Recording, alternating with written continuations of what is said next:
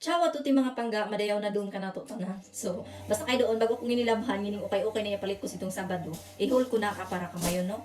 So, kay nung dumanda ko doon, basta kay after na Martes, bago pa ma-haul, busy hay manggod ba, tapos doon, yaga washing ako, adi ako sang kanami laundry area, actually, ako masamong ing washing machine.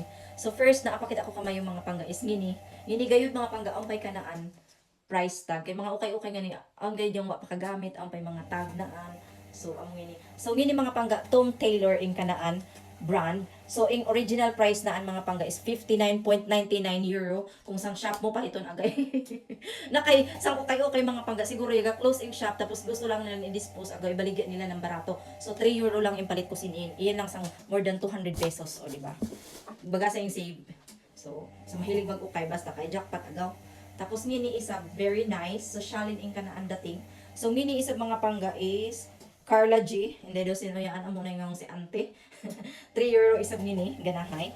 And then, ngini, H&M na saya. Basta kay leather, ganahay. Ang bulsa, H&M yung mark na. Ang paisip ko, ng tago, pa kagamit. Kaya ang pangingin unang pa ng pagabitayan. Aboy. So, 3 euro isa.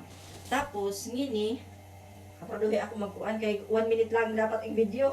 Tapos, ngini, isang bana ko ngini mga pangga. So, ngini isa lands in ing mark naan. So, ing marka naan, ing brand. So, amo lamang, amo dang ngini. Sige da, if you like, like the video ko as the share, amo lang. Bye.